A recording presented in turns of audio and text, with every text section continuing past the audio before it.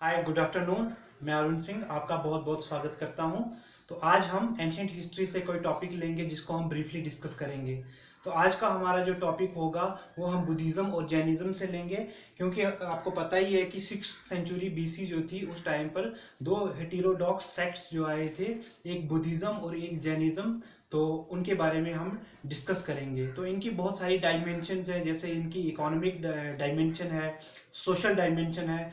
तो आज हम इसकी एक डायमेंशन को डिस्कस करेंगे जो कि होगी फिलोसॉफिकल डायमेंशन। तो इसमें हमें बुद्धिज्म और जैनिज्म की सिमिलैरिटीज का भी पता चल जाएगा और डिससिमिलैरिटीज का भी पता चल जाएगा। ठीक है, इसकी हम देखते हैं कि फिलोसॉफिकल डायमेंशन क्या है। ठीक है, तो philosophical dimension of Buddhism and Jainism जो कि लिखा हुआ है। अब इसमें देखिए, सबसे पहले हम बात करते हैं कि जो कि हिंदुइज्म यानी उस टाइम पर जो कि रिलीजन था, जिसकी मतलब डीजेनरेटेड हालत होने की वजह से सोसाइटी में दो क्षत्रिय इंसान जो थे उन्होंने क्या किया, नए हेटेरोडॉक्स सेक्ट्स जो थे वो लाए थे। इस टाइम पर जो कि कॉन्सेप्ट था कि इनफॉलिबिलिटी ऑफ वेदास, यानी वेदास जो है इनफॉलिबल हैं, अचूक हैं, इनमें कोई गलती नहीं हो सकती है। ये वाला जो कॉन्सेप्ट था, इन दोनों ने ही इसको रिजेक्ट कर दिया था, बुद्धिज्म ने भी और जैनिज्म ने भी। तो इस कॉन्सेप्ट को रिजेक्ट कर दिया इन दोनों ने ही, कि इसको अपहोल्ड नहीं किया। ठीक है, इसके बाद में अगर हम देखें तो प्रिस्टली डोमिनेशन जो थी, यानी ब्राह्मण्स का जो डोमिनेशन था सोसाइटी में, उसको भी कंडेम किया। प्रिस्टली डोमिनेशन, ठीक है, यानी ब्राह्मण्स का जो डोमिनेशन था उसको भी इन्होंने कंडेम किया, दोनों ने ही। ठीक है, यानी बुद्धिज्म ने भी इसको कंडेम किया और जैनिज्म ने भी इसको कंडेम किया। इसके अलावा सोसाइटी में जिस प्रकार से डिजेनरेशन थी, जो कि डिफरेंट रिचुअल्स और सेक्रीफाइसेस थी, उनको भी दोनों ने ही कंडेम किया। बहुत सारे रिचुअल्स यानी अनुष्ठान जो थे उस टाइम पर, रिचुअल्स एंड सैक्रिफाइसेस यानी बलि जो दी जाती थी, जो यज्ञ किए जाते थे, ठीक है, जो ब्राह्मण्स ने नए नए तरीके ईजाद किए थे, ठीक है, इनको भी इसने क्या किया, रिजेक्ट कर दिया, कंडेम किया, दोनों ने ही। तो ये इनके क्या है, कुछ सिमिलैरिटीज आ रही हैं अभी तक। इसके बाद में अगर हम बात करें दोनों का जो कॉन्सेप्ट है सेल्वेशन का यानी मुक्ति का, तो दोनों ने ही मुक्ति का जो बात बताई है, तो दोनों ने कहा है, निर्वाण को रेफर किया है उन्होंने, कि मुक्ति जो है उसे हम निर्वाण कहते हैं, यानी बुद्धिज्म और जैनिज्म दोनों में ही मुक्ति को निर्वाण कहते हैं। लेकिन मुक्ति पाने का जो तरीका है बुद्धिज्म और जैनिज्म दोनों में अलग अलग है, अभी हम उसको डिस्कस करते हैं। ठीक है, यानी कॉन्सेप्ट ऑफ जो सेल्वेशन है वो दोनों का हम डिस्कस करेंगे, बुद्धिज्म का भी और जैनिज्म का भी। यानी जो बुद्धिस्ट जो है, यानी बौद्ध धर्म के जो फॉलोअर्स हैं वो क्या बोलते हैं, और जैन धर्म के लोग जो है वो क्या बोलते हैं, और इनके जो मतलब फाउंडर्स हैं, जिस तरह से बुद्धिज्म के फाउंडर गौतम बुद्ध और महावीर जो है जैनिज्म के, तो उनका क्या कहना है। अब देखिए, कॉन्सेप्ट ऑफ सेल्वेशन की अगर हम बात करें, सैल्वेशन हो गया मुक्ति, तो मुक्ति को कहा गया है निर्वाण।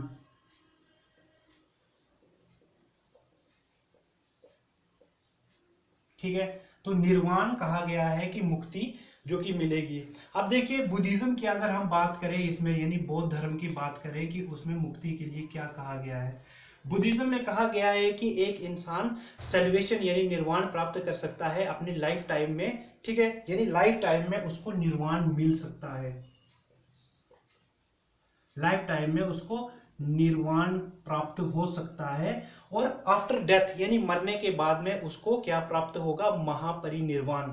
ठीक है, यानी बुद्ध धर्म में क्या कहा गया है कि डेथ के बाद में क्या होगा, यानी आफ्टर डेथ महापरिनिर्वाण मिलेगा, महापरिनिर्वाण। ठीक है, तो जैनिज्म में क्या कहा गया है, जैनिज्म में कहा गया है कि जो कि निर्वाण है वो हमें मिल सकता है मरने के बाद ही, यानी मरने से पहले हमें नहीं मिल सकता, यानी आफ्टर डेथ ही मिलेगा हमें निर्वाण। और यहाँ पर जैन धर्म में किसी भी प्रकार का उल्लेख नहीं है महापरिनिर्वाण का। ठीक है, यानी बुद्धिज्म में कहा गया है कि हम अपनी लाइफ टाइम में एनलाइटनमेंट को यानी प्राप्त कर लेंगे तो हमें क्या मिल जाएगा, निर्वाण मिल जाएगा। और ऐसा इंसान जिसको निर्वाण की प्राप्ति हो गई है तो मरने के बाद में उसको महापरिनिर्वाण मिलेगा। लेकिन जैनिज्म में ऐसा नहीं कहा गया है कि अगर हम अच्छे से फॉलो करें तो हमें डेथ के बाद ही निर्वाण मिलेगा, और महापरिनिर्वाण का यहाँ पर कोई भी कॉन्सेप्ट नहीं है। अब बात करते हैं यहां से आगे। बुद्धिज्म में देखिए गौतम बुद्ध जो थे उन्होंने किस चीज पे ज्यादा फोकस किया है। बुद्धा ने कहा है कि मतलब सेल्वेशन को प्राप्त करने के लिए हमारे पास में क्या कौन सा पाथ हमें फॉलो करना चाहिए। तो बुद्ध ने बताया है path of knowledge, path of knowledge, जिसे कहा जाता है ज्ञान मार्ग।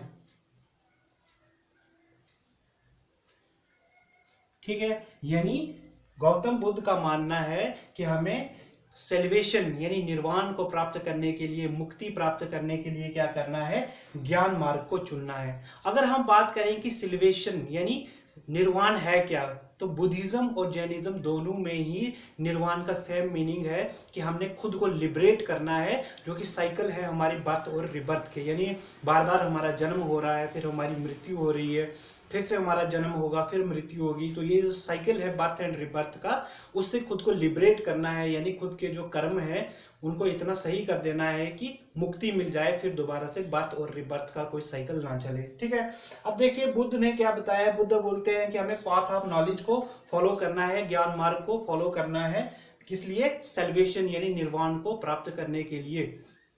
लेकिन इसके लिए इन्होंने क्या बताया है कि इस पाथ ऑफ नॉलेज को फॉलो करने के लिए हमें बहुत सारी चीजों को फॉलो करना पड़ेगा, जिसमें इन्होंने बताया है 4 नोबल ट्रूथ्स। ठीक है, इसके अलावा 4 नोबल ट्रूथ के बाद में इन्होंने 8 फोल्ड पाथ की बात कही है। ठीक है, और इसके अलावा जो कि टीचिंग्स है बुद्ध की। ठीक है, अब देखिए 4 नोबल ट्रूथ्स क्या है। 4 नोबल ट्रूथ्स बुद्ध के मतलब 4 सच्चाई जो उन्होंने बताई है दुनिया की। उन्होंने बताया है कि the world is full of sorrows, बोला संसार में कोई ऐसा इंसान नहीं है जिसको कोई कष्ट नहीं है। दूसरी चीज में उन्होंने बताया है दूसरे पॉइंट में कि desires are the cause of these sorrows. जिस भी इंसान को अगर किसी प्रकार का कष्ट है तो उसको अपने ही अंदर जो उसके अंदर इच्छाएं पनपती हैं, डिजायर्स जो है वो ही काज है इसकी, मतलब कारण यही है। तीसरी चीज उन्होंने बताई है कि ये डिजायर्स को हम क्या कर सकते हैं, खत्म कर सकते हैं इन डिजायर्स को। ठीक है, चौथा चीज इन्होंने बताई है कि इन डिजायर्स को हम खत्म कर सकते हैं, लेकिन हमें फॉलो करना होगा 8 फोल्ड पाथ, जहां पर इन्होंने 8 चीजें बताई है, मतलब 8 रास्ते बताए हैं कि किस किस तरह से हम मतलब फॉलो करके उन बातों को हमें क्या मिल सकता है, मुक्ति मिल सकती है अपने डिजायर्स से। ठीक है, अब देखिए इसमें इन्होंने बताया है कि हमारा जो राइट स्पीच है, जो बातें करें हम वो सही होनी चाहिए, राइट लिवलीहुड होना चाहिए तरीका। ठीक है, जो हमारी कमाई हो वो सही होनी चाहिए, राइट थॉट प्रोसेस, हमारी जो सोचने की मतलब सोच है हमारी वो सही होनी चाहिए, कंसंट्रेशन, मेडिटेशन, ठीक है, वो सब कुछ हमारा सही रहना चाहिए। तो लगभग इन्होंने लगभग नहीं बल्कि 8 उन्होंने रास्ते बताए हैं जिसे 8 फोल्ड पाथ कहा जाता है। इसके बाद में इनकी टीचिंग्स यानी गौतम बुद्ध ने जो टीचिंग्स बताई है कि क्या क्या चीज़ हमें फॉलो करनी चाहिए, जिसमें इन्होंने बताया है कि हमें नॉन वायलेंस को फॉलो करना चाहिए, तो वायलेंस हमें नहीं करना चाहिए। इसके अलावा उन्होंने बताया है कि किसी भी इंसान की प्रॉपर्टी को हथियाना नहीं चाहिए, किसी के साथ धोखा नहीं करना चाहिए, इंटॉक्सिकेंट्स जो है जो कि नशे के पदार्थ है वो नहीं लेने चाहिए, हमें किसी भी प्रॉपर्टी को स्टील नहीं करना चाहिए, यानी चोरी चकारी से हमें दूर रहना चाहिए। तो ये जो इनकी टीचिंग्स है इनको फॉलो करने के लिए इन्होंने बताया है। तो ये कहा कि ये पाथ ऑफ नॉलेज है जिसको आप निर्वाण को प्राप्त करने के लिए इसको फॉलो करेंगे। लेकिन अब देखिए जैनिज्म में क्या कहा गया है कि सैल्वेशन को प्राप्त करने के लिए आपको पाथ ऑफ एक्शन जो है उसको फॉलो करना है। यानी अगर हम जैनिज्म की बात करें, जैनिज्म की, तो यहां पर बताया गया है पाथ ऑफ एक्शन, जिसे कहा जाता है कर्म मार्ग, कि कर्म करके क्या होगा, आपको लिबरेशन मिलेगा, ठीक है, आपको मुक्ति मिलेगी। अब इसमें इन्होंने बताया है कि एक जो एनलाइटेंड इंसान है उसी को सच्चे ज्ञान की प्राप्ति हो सकती है, जो सही ज्ञान है वो एक एनलाइटेंड इंसान को ही मिल सकता है, ठीक है। इसके बाद में इन्होंने बताया है कि अगर आपको क्या करना है, आपको सल्वेशन चाहिए तो आपको भी कुछ चीजों को फॉलो करना है। इसमें बताया गया है 5 वोव्स, 5 प्रतिज्ञाएं, 5 चीजें जिनको आप फॉलो करेंगे, और इसके अलावा 3 जूल्स, ठीक है। अब देखिए 5 वॉव्स जो है वो क्या क्या है। इसमें कहा गया है कि आपको नॉन वायलेंस को फॉलो करना है, ठीक है, यानी आप वायलेंस नहीं करेंगे। दूसरा कहा गया है नॉन स्टीलिंग की बात कही गई है कि आप चोरी चकारी के काम जो है, गलत काम, उनमें नहीं पड़ेंगे। इसके अलावा कहा गया है नॉन लाइंग, किसी के साथ में झूठ नहीं करना है, फरेब नहीं करना है। इसके अलावा नॉन पोजेशन, यानी आप प्रॉपर्टी को एक्वायर नहीं करेंगे अपने लिए। और इसके अलावा कहा गया है कंटिनेंस की बात कही गई है कि आपको ब्रह्मचर्य का पालन करना है, ठीक है। और जो कंटिनेंस का जो 5वां जो पार्ट है, इसमें 5वां पॉइंट जो है वो ऐड किया है महावीर ने। इससे पहले के जो 4 पॉइंट है जो कि 23वें गुरु हुआ करते थे जैनिज्म के, पार्श्वनाथ के, ऐड किए हुए हैं। 3 जूल्स की अगर हम बात करें कि 3 जूल्स क्या क्या कहे गए हैं, तो एक है राइट फेथ, ठीक है, हमारा जो विश्वास है वो साम्यक विश्वास होना चाहिए। फिर कहा गया है राइट कंडक्ट, हमारा साम्यक चरित्र होना चाहिए। और राइट एक्शन, जो हमारे कर्म है तो वो भी हमारे सही होने चाहिए, ठीक है। तो ये आ गया जैनिज्म और बुद्धिज्म में बात आ गई कि उन्होंने मतलब सैल्वेशन के लिए क्या क्या चीज बताई है। इसके बाद में हम बात करते हैं कि बुद्धिज्म और जैनिज्म में इसके अलावा की क्या क्या फिलॉसफीज है। अब देखिए बुद्धिज्म में बताया गया है कि हमें 8 फोल्ड पाथ को मतलब फॉलो करना है, और जैनिज्म में 5 वोव्स और 3 जूल्स को फॉलो करने के लिए बताया गया है। आगे चलें तो अपने रिलीजन्स को, अपने जो सेक्ट्स उन्होंने बनाए उनको फॉलो करने के लिए जो उन्होंने रूल्स एंड रेगुलेशन जो ले डाउन किए, उन्होंने जो रूल्स एंड रेगुलेशंस बनाए हैं उनकी बात करते हैं। अब देखिए बात करते हैं बुद्धा की, यानी गौतम बुद्ध की बात करें तो इन्होंने कहा कि भाई पाथ ऑफ मॉडरेशन, आपने इसको फॉलो करना है। पाथ ऑफ मॉडरेशन, या जिसे कहा जाता है मिडिल पाथ। अब देखिए मिडिल पाथ या पाथ ऑफ मॉडरेशन क्या है। बुद्धा कहते हैं कि हमें एक्सट्रीम लक्जरी और एक्सट्रीम सेल्फ मॉर्टिफिकेशन दोनों से ही दूर रहना चाहिए। तो बुद्धा ने अपोज किया दोनों को कि ज्यादा लक्जरी में भी आप खुद को इंडल्ज नहीं करेंगे, और साथ में सेल्फ मॉर्टिफिकेशन क्या हो गया कि किसी भी गलत काम के लिए खुद को पनिश करना, तो वो चीज से भी आप दूर रहेंगे। तो इन्होंने कहा कि आप मिडिल पाथ को फॉलो करेंगे। लेकिन यहां पर महावीर ने क्या कहा, महावीर ने कहा कि आपको एक्सट्रीम नॉन वायलेंस को फॉलो करना है।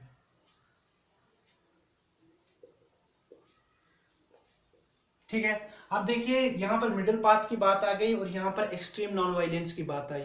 एक्सट्रीम नॉन वायलेंस में क्या है कि जो मॉन्क्स होंगे जैनिज्म के, तो वो अपने मतलब जो रुमाल है मतलब कपड़ा लपेट कर अपने नाक पर चलेंगे, यानी उनका जो मतलब अपना जो फॉलो करेंगे अपने रिलीजन को, तो काफी हार्डशिप से फॉलो करेंगे। और इसमें क्या होगा, लास्ट स्टेप जो होगा निर्वाण के लिए वो होगा संलेखना,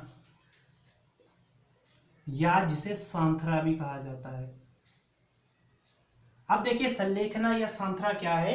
संलेखना या सांथरा ये लास्ट स्टेप है जैनिज्म में, जो कि ट्रू फॉलोअर हैं जैन धर्म के, तो उनका लास्ट स्टेप है। इसमें जो ट्रू फॉलोअर हैं जैनिज्म के, वो खुद को स्टार्व करते हैं, यानी खाना नहीं खाते हैं बहुत टाइम तक। तो एक्सट्रीमली सेल्फ पेनेंस करने के बाद में और खुद को स्टार्व करने के बाद में उनकी मौत हो जाती है। तो ये संलेखना करने के बाद में जो मौर्य डायनेस्टी के फाउंडर थे चंद्रगुप्त मौर्य, तो उनकी भी डेथ हुई थी, यानी उन्होंने भी संलेखना की थी, या सांथरा जिसे कहा जाता है वो की थी। ठीक है, इसके बाद में अगर दोनों के नॉन वायलेंस को देखा जाए कि बुद्धिज्म का नॉन वायलेंस क्या कहता है और जैनिज्म का नॉन वायलेंस क्या कहता है।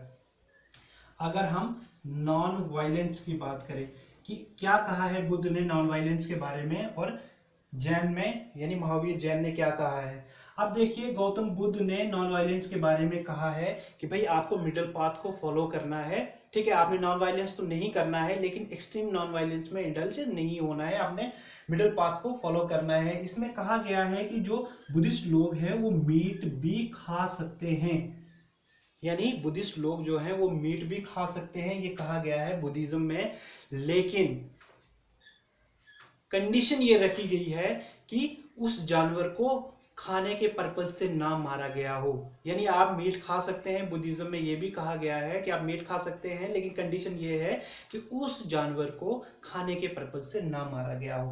बात करते हैं जैनिज्म में नॉन वायलेंस की बात। तो जैनिज्म में नॉन वायलेंस को काफ़ी एक्सट्रीमली फॉलो किया जाता है, जिसमें कपड़ा लपेटना है नाक पर। बुद्धिस्ट मोंक्स को ये मतलब रूल्स हैं उनके लिए, ताकि कोई जर्म्स को इनहेल ना करें, ठीक है। तो काफ़ी मतलब एक्सट्रीम नॉन वायलेंस को फॉलो करना पड़ता है जैनिज्म में, ठीक है, एक्सट्रीम, ठीक है। तो किसी भी तरह का जो जर्म्स होते हैं जो कि इनविजिबल होते हैं हमारी नेक्ड आई से, तो वो उनको इनहेल ना कर लें। तो काफ़ी एक्सट्रीम नॉन वायलेंस की बात कही गई है इसमें, जिसमें एग्रीकल्चर को भी प्रोहिबिट करते हैं कि उससे क्या होता है कि हमारे मतलब एग्रीकल्चरल एक्टिविटी से बहुत सारे जानवर्स को हानि पहुंचती है, ठीक है, यानी नुकसान होता है। अब बात करते हैं इसके बाद में कि सोल के बारे में क्या फिलॉसफी है बुद्धिज्म और जैनिज्म की, यानी आत्मा के बारे में क्या कहते हैं बुद्धिज्म और जैनिज्म के, जो कि फाउंडर्स हैं गौतम बुद्ध और महावीर, उनका क्या मानना है। अब देखिए बुद्ध का मानना है सोल के बारे में। बुद्ध ने कहा कि सोल नहीं होती है, आत्मा नाम की कोई चीज नहीं होती है। उन्होंने रिजेक्ट किया है कॉन्सेप्ट ऑफ सोल को। Buddha rejected concept of soul, कहा कि सोल वगैरह कोई आत्मा नाम की कोई चीज नहीं होती है। तो यहां पर इन्होंने एक डॉक्ट्रिन दिया है, जिस डॉक्ट्रिन को कहा गया है कंडीशनड। इन्होंने यहां पर देखिए एक डॉक्ट्रिन दिया है, डॉक्ट्रिन ऑफ कंडीशनड को प्रोडक्शन, कंडीशनड को प्रोडक्शन, जिसे कहा जाता है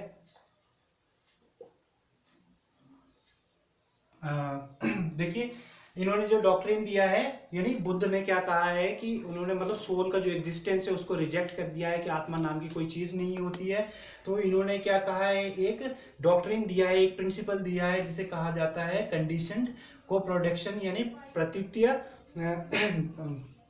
प्रिंसिपल को क्या कहा जाता है, प्रतीत्य ज्ञान, ठीक है। अब इसमें इन्होंने क्या कहा है, इन्होंने कहा है कि भाई एक इंसान का जो जन्म होता है, उसके जो उस जन्म में कर्म होते हैं, तो उसके अगले वाले कर्म में उनका क्या इफेक्ट पड़ता है, तो वो वाली चीज को इन्होंने मतलब इसमें क्या किया है, एक्सप्लेन किया है।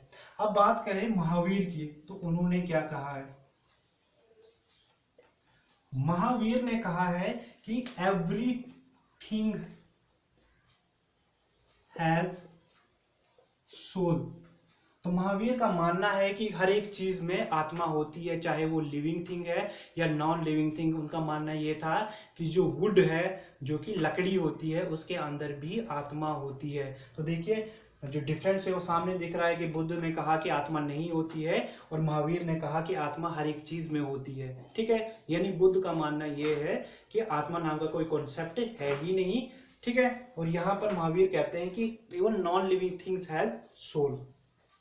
इसके बाद में अगर गॉड के कॉन्सेप्ट की अगर बात करें हम कि गॉड के बारे में क्या बताया गया है, तो इसमें देखिए बुद्धिज्म में गॉड के लिए हमेशा जो बुद्धा हैं वो साइलेंट रहे हैं। जब भी उनको गॉड के एग्जिस्टेंस के बारे में कोई क्वेश्चन पूछा जाता था तो बुद्धा हमेशा साइलेंट रहते थे। तो उन्होंने कभी नहीं बताया है गॉड के एग्जिस्टेंस और नॉन एग्जिस्टेंस के बारे में कि जो ईश्वर है या नहीं है, इसके बारे में उन्होंने कभी कोई एक्सप्लेनेशन नहीं दिया है। बात करें जैनिज्म की, तो यहां पर रिजेक्ट किया है कॉन्सेप्ट ऑफ गॉड, यानी कहा गया है कि भाई गॉड कुछ नहीं है, खुदा नहीं है, यानी भगवान नहीं है, ये कहा गया है जैनिज्म में। यहाँ पर एक फिलॉसफी उन्होंने दी है कि जो यूनिवर्स है, जो ब्रह्मांड है, वो किस प्रिंसिपल से चल रहा है। प्रिंसिपल जो है वो है राइज एंड फॉल का, यानी यूनिवर्स जो है, ब्रह्मांड जो है, इसमें ऑटोमेटिकली ये जो यूनिवर्स है वो चल रहा है कंटिन्यूअसली। और कौन से प्रोसेस से चल रहा है, राइज एंड फॉल, यानी कभी इसमें राइज होता है, कभी इसमें फॉल होता है। इसके लिए इन्होंने बताया है कि 63 सल्लेखा पुरुष जो है, यानी 63 जो सल्लेख पुरुष हैं वो यूनिवर्स को गाइड करते हैं हर एक राइज में और हर एक फॉल में। ठीक है, 63 सल्लेख पुरुष जो हैं वो गाइड करते हैं यूनिवर्स को हर एक राइज और हर एक फॉल में। अब देखिए ये सल्लेख पुरुष कौन है, ये ग्रेट लीडर्स हैं या टीचर्स कह सकते हैं। ठीक है, और इन 63 जो सल्लेख पुरुष हैं इनमें 24 तीर्थंकर्स भी इन्हीं में से हैं। और तीर्थंकर क्या होता है, ये जैन धर्म के जो कि 24 गुरु हैं। ठीक है, तो मतलब जैसे कि 23rd कौन थे, पार्श्वनाथ थे, और लास्ट और 24th कौन थे, वो थे महावीर, वर्धमान महावीर 24वें और आखिरी तीर्थंकर थे। यानी जैन धर्म के टोटल जो तीर्थंकर हैं वो कितने हैं, उनके हैं 24। तो इसमें बताया गया है कि 63 जो सल्लेख पुरुष हैं उनमें से ही 24 तीर्थंकर्स भी उन्हीं में से हैं जो कि यूनिवर्स को हर एक राइज और फॉल में गाइड करते हैं। तो ये कुछ ब्रीफ जो कि फिलॉसफी थी बुद्धिज्म और जैनिज्म दोनों की। I hope you like it. Thank you.